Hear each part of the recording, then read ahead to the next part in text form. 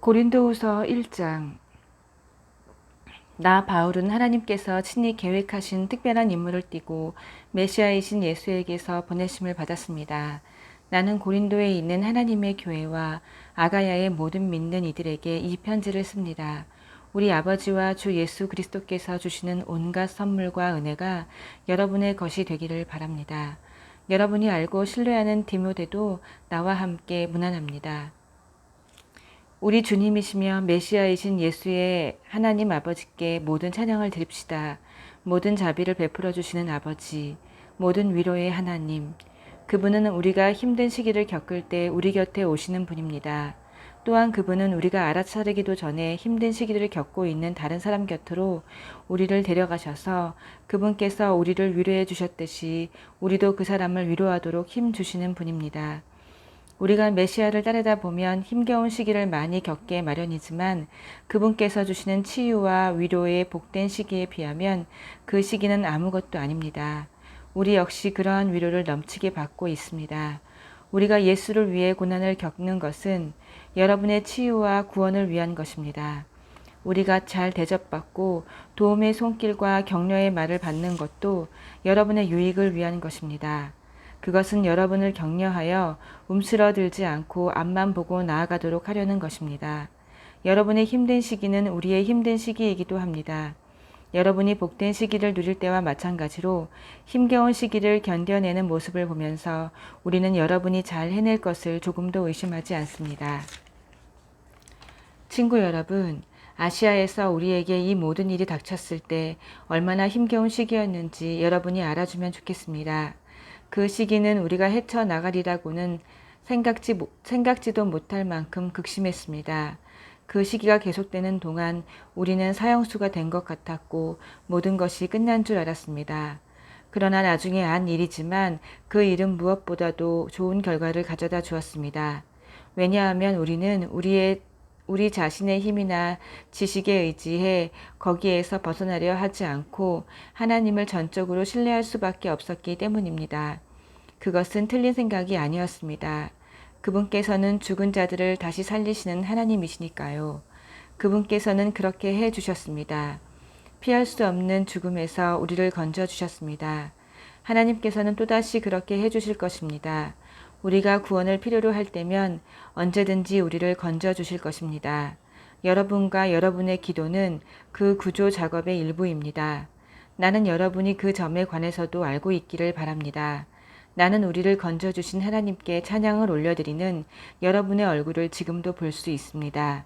여러분의 기도가 우리를 구하는데 그토록 결정적인 역할을 한 것입니다.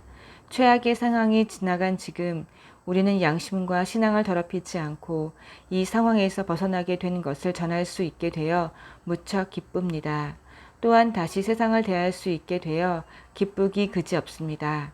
더 중요한 것은 우리가 고개를 들고 떳떳하게 여러분을 대할 수 있게 되었다는 것입니다. 그러나 그것은 우리의 대단한 능력으로 된 것이 아닙니다. 하나님께서 우리가 무엇에도 굽히지 않고 그분께만 초점을 맞추게 해 주셨기에 가능한 일이었습니다. 이 편지에서 행간을 읽으려 하거나 숨은 의도를 찾으려고 하지 마십시오. 우리는 여러분이 이미 세세한 부분을 본 것 같이 전체 그림도 알아보기를 바라면서 이해하기 쉽고 꾸밈 없는 진리를 쓰고 있습니다. 우리 주 예수 앞에 함께 서게 될 때 여러분이 우리의 자랑거리이듯이 우리도 여러분의 자랑거리가 되기를 바랍니다. 처음에 나는 여러분의 환대를 확신했기에 여러분을 2차례 방문하기로 계획했습니다. 마케도니아로 가는 도중에 여러분에게 들렸다가 돌아오는 길에 다시 들를 작정이었습니다. 그러면 나는 여러분의 환송을 받고 유대로 떠나갈 수 있었을 테니까요. 원래 계획은 그랬습니다. 그러나 일이 계획대로 되지 않았습니다. 그래서 여러분은 내가 약속을 쉽게 뒤집는다고 생각하며 비난하는 것입니까? 여러분은 내가 한 입으로 두 말을 하면서 어떤 때는 쉽게 이해하고 다른 때는 쉽게 아니요 한다고 생각하십니까? 그렇다면 여러분이 틀린 것입니다. 하나님께서 자신의 말씀에 신실하듯이 나도 나의 말에 신실하려고 애쓰는 사람입니다. 우리가 여러분에게 전한 말씀은 경솔하게 예 하고 말했다가 가차없이 아니요 하고 취소할 수 있는 말이 아닙니다. 어찌 그럴 수 있겠습니까? 실라와 디모데와 내가 여러분에게 하나님의 아들을 선포했을 때 여러분은 그것을 예도 되고 아니어도 되는 일관성 없는 모호한 것으로 이해했습니까? 우리가 선포한 것은 순수하고 확고한 예가 아니었습니까? 무엇이든지 하나님께서 약속하신 것에는 예수의 예가 찍혀 있습니다. 그분 안에서 우리가 전하고 기도하는 것도 그러합니다. 우리가 전하고 기도하는 것에는 위대한 아멘, 하나님의 예와 우리의 예가 아주 뚜렷하게 찍혀 있습니다. 하나님은 우리를 지지하시고 그리스도 안에서 우리를 믿을 수 있는 사람으로 만드시며 우리 안에 그분의 예를 새겨 넣으시는 분입니다. 그분은 자기 영으로 우리에게 영원한 언약을 찍어주셨습니다. 그분이 완성하고자 하시는 일을 확실하게 시작하신 것입니다. 내가 고린도에 있는 여러분에게 찾아가지 않은 진짜 이유를 들을 준비가 되었습니까? 하나님을 나의 증인으로 모시고 말하는데 내가 가지 않은 것은 여러분의 아픔을 덜어주기 위해서였습니다. 여러분에게 무관심해서도 아니고 여러분을 조종하려고 그런 것도 아니었습니다. 나는 여러분을 배려했을 따름입니다. 우리는 여러분이 믿음 생활을 어떻게 하고 있는지 감독하는 사람, 의욕을 품고 어깨 너머로 여러분을 보며 흠을 잡는 사람이 아닙니다. 우리는 여러분과 함께 힘을 모아 일하면서 기쁜 마음으로 여러분을 바라보는 동역자입니다. 나는 여러분이 우리의 믿음이 아니라 여러분 자신의 믿음으로 서 있다는 것을 압니다. 2장. 그래서 나는 여러분과 나에게 아픔을 줄 수 있는 또 다른 방문을 자제하기로 결심한 것입니다. 내가 그저 얼굴을 내밀기만 해도 여러분이 난처하고 괴로운 입장에 처하게 될 텐데 여러분이 어찌 나를 위로하고 나의 기운을 북돋아 주겠습니까? 그래서 나는 가지 않고 편지를 써 보냈습니다. 나를 기쁘게 해주리라 여겼던 벗들을 낙담시키면서 괴로운 시간을 보내고 싶지 않았기 때문입니다. 그 편지는 내게 최선인 것이 여러분에게도 최선일 것이라고 확신하고 써 보낸 것입니다. 결과적으로 그 편지를 쓰는 것은 몹시 괴로운 일이었습니다. 그 편지는 양피지에 잉크로 쓴 것이 아니라 눈물로 쓴 것입니다. 그러나 나는 여러분에게 고통을 주려고 그 편지를 쓴 것이 아닙니다. 그 편지는 내가 여러분을 얼마나 아끼는지, 아끼는 것,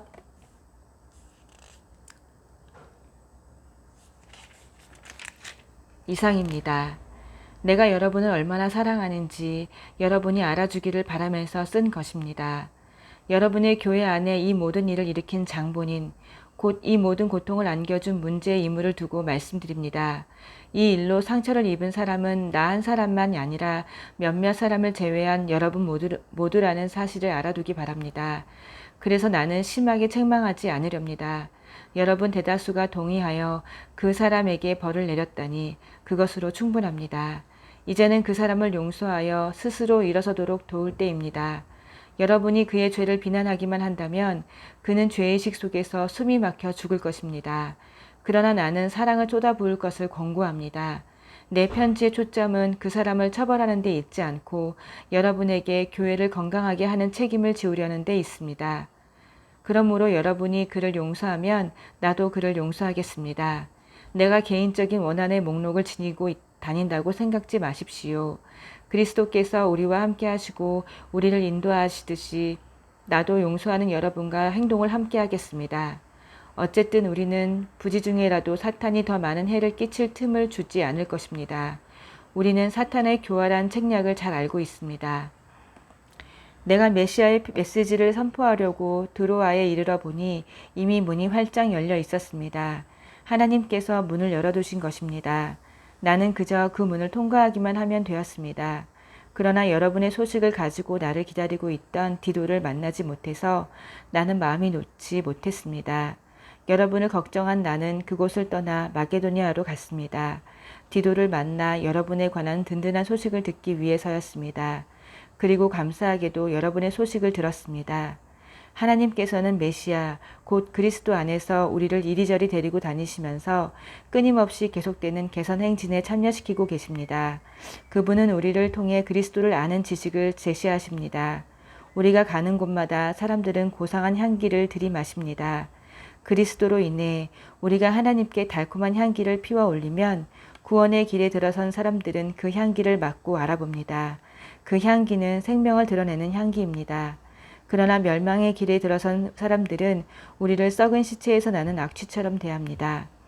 이것은 엄청난 책임입니다. 이 책임을 떠맡을 역량이 되는 사람이 누구이겠습니까? 아무도 없을 것입니다. 그러나 적어도 우리는 하나님의 말씀을 가져다가 거기에 물을 타서 거리로 나가 값싸게 파는 일을 하지 않습니다. 우리는 그리스도가 보시는 앞에서 말합니다. 하나님께서 우리의 얼굴을 보고 계십니다. 우리는 하나님에게서 할 말을 직접 받아서 할 수 있는 한 정직하게 전합니다. 3장. 우리가 자화자찬하는 것처럼 들립니까? 신임장을 받았다고 주장하면서 우리의 권한을 옹호하는 것으로 들립니까? 글쎄요, 그렇지 않습니다. 우리는 여러분에게 내보일 추천서나 여러분에게서 받을 추천서가 필요 없는 사람입니다. 여러분 자신이야말로 우리가 필요로 하는 추천서의 전부입니다. 여러분의 참된 삶이야말로 누구나 보고 읽을 수 있는 편지입니다. 그리스도께서 친히 그 편지를 쓰셨습니다. 그 편지는 잉크로 쓰신 것이 아니라 살아계신 하나님의 영으로 쓰신 것입니다. 그 편지는 돌에 새긴 것이 아니라 사람의 삶에 새긴 것입니다. 그리고 우리는 그 편지를 전하는 사람입니다. 우리는 이것을 전적으로 확신합니다. 그리스도께서 하나님을 위해 친히 쓰신 여러분이야말로 우리의 추천서입니다. 우리 같으면 이런 추천서를 쓸 생각도 하지 못했을 것입니다. 하나님만이 그러한 추천서를 쓰실 수 있습니다. 그분의 추천서가 우리에게 권한을 주어 우리가 이렇게 새로운 행동 계획을 실행에 옮기고 있는 것입니다. 그 계획은 종이에 잉크로 쓴 것도 아니고 페이지마다 율법에 관한 각주를 빼곡하게 달아서 여러분의 영을 죽이는 것도 아닙니다. 그 계획은 성령께서 영에 대고 쓰신 것, 그분의 생명이 우리의 삶에 대고 쓰신 것입니다. 죽음의 통치, 돌판에 새긴 죽음의 헌법인 율법은 멋지게 시작했습니다. 모세가 율법을 새긴 그 돌판을 전달할 때 곧 사라지기는 했지만 그의 얼굴은 대낮같이 빛났습니다. 이스라엘 백성은 태양을 응시할 수 없는 것처럼 그의 얼굴을 똑바로 쳐다보지 못했습니다. 그렇다면 살아계신 영의 통치는 얼마나 더 눈부시겠습니까? 율법에 의해 이루어진 정죄의 통치가 인상적이었다면 성령에 의해 이루어지는 의의 통치는 얼마나 더 인상적이겠습니까? 옛 통치가 눈부셨다고 하지만 그것은 이 새 통치와 나란히 서면 완전히 희미해 보일 것입니다. 잠시 있다가 사라지고 말 제도가 깊은 인상을 주었다면 영원토록 다스릴 이 밝게 빛나는 통치는 얼마나 더한 인상을 주겠습니까? 우리를 감격스럽게 하는 그 소망이 있기에 그 어떤 것도 우리에게 방해가 되지 않습니다. 모세와 달리 우리는 숨길 것이 전혀 없습니다. 모든 것이 우리와 함께 환히 드러나 있습니다. 모세는 자기 얼굴에 나타난 영광이 사라져가는 것을 이스라엘 자손이 알아채지 못하게 하려고 수건을 썼습니다. 그래서 그들은 알아채지 못했습니다. 그들은 그때에도 알아채지 못했지만 지금도 알아채지 못하고 있습니다. 그 수건 뒤에 아무것도 남아있지 않다는 것을 전혀 알아채지 못하고 있습니다. 오늘날에도 그들은 그 낡고 힘없는 통치의 선포를 소리내어 읽고 있지만 그것을 꿰뚫어 보지는 못합니다. 오직 그리스도만이 수건을 벗기셔서 그 뒤에 아무것도 없다는 것을 그들로 직접 보게 하실 수 있습니다. 그러나 그들이 모세처럼 돌아서서 하나님을 마주하면 하나님께서 그 수건을 벗겨주십니다. 그러면 거기서 하나님과 서로 얼굴을 마주보게 될 것입니다. 그 순간 그들은 하나님의 율법을 새긴 한 조각 돌판이 아니라 살아계셔서 인격적으로 임재하시는 분이라는 것을 깨닫게 됩니다. 살아계신 영이신 하나님께서 임재하시면 우리를 옥죄던 저 낡은 법조문이 쓸모없다는 것을 깨닫게 됩니다. 우리는 그 법조문에서 풀려난 사람들입니다. 우리 모두가 그러합니다. 우리와 하나님 사이를 가로막는 것은 아무것도 없습니다. 우리의 얼굴은 그분의 얼굴빛으로 환히 빛나고 있습니다. 하나님께서 우리 삶에 들어오시고 우리가 그분을 닮아갈 때 우리는 메시아를 꼭 닮은 형상으로 변화되고 우리 삶은 점점 더 밝아져서 보다 아름다워질 것입니다. 아멘.